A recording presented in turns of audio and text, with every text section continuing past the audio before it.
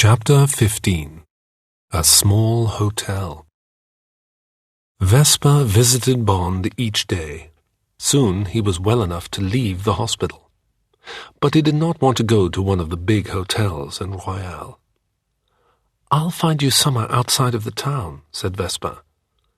The next day she came with his clothes, a hired car, and a driver. "Where are we going?" asked Bond. "Wait and see," she said. Vesper was quiet as they drove along the coast road. Once or twice, Bond saw her look into the driver's mirror. "Is something wrong?" he asked. "It's nothing," she said quickly. "It's silly. I thought that we were being followed." She looked behind them. "Oh, look!" Bond turned and looked through the back window. About half a kilometer away he saw a black car.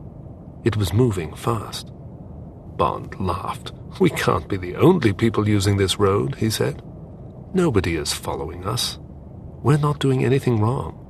Stop worrying, Vesper." "I expect you're right," she said. "And we're nearly there." She sat quietly and looked out of the window. But Bond knew that she was nervous. After a few minutes, they came to a small road that went down to the sea. "Drive down there and stop," Bond told the driver. The driver slowed the car and turned off the coast road.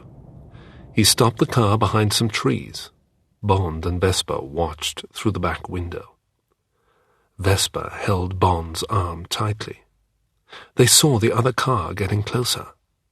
It went past, and a man's face looked quickly towards them. Vesper's face was white with fear. "He looked at us," she said. "I knew that he was following us." "Don't be silly," said Bond. "He was looking at that sign."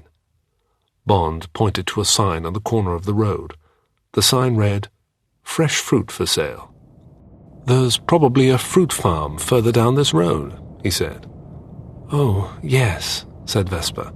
"Of course, you must be right. I'm sorry." "Forget it," said Bond. "The sun's shining and this is our holiday.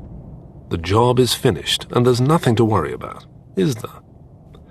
"No, of course there isn't," said Vesper. She smiled again. "We're almost there. I hope that you like it." After a few minutes, they saw the sea. Then a small, brightly painted hotel appeared between the trees. "It's not very big," said Vesper, "but it's very clean, and the food is wonderful." She looked at Bond. "Will it be all right?" "I love it," he told her. The car stopped behind the hotel. After a moment, the owner came out to meet them. Monsieur Versoix was about 50 years old. Versoix took Bond and Vesper to their rooms. Bond's room was on the corner of the building. The window looked out onto the sea. Vesper's room was next door. There was a bathroom between the two rooms. Everything was clean and comfortable. "Dinner will be at 7:30, Versoix told them. "I'm sorry we are so quiet. More people will come at the weekend." They were speaking outside of Vesper's room. After Versoix left them, Bond pushed Vesper into her room and closed the door. He kissed her gently. "This is wonderful," Bond said. Vesper's eyes were shining, and she put her hand on his arm. They held each other close for a moment. Then Bond kissed her again. He kissed her harder this time, and she fell back onto the bed. He sat beside her, and they looked at each other. Bond put his arm round her. Then she got up and walked over to the window. "It's going to take some time to get ready for dinner," Vesper said. "Go for a swim. I'll unpack your clothes for you." Bond came and stood close against her. He put his arms round her. "Not now," she said quietly. Bond kissed her neck. "All right, Vesper," he said.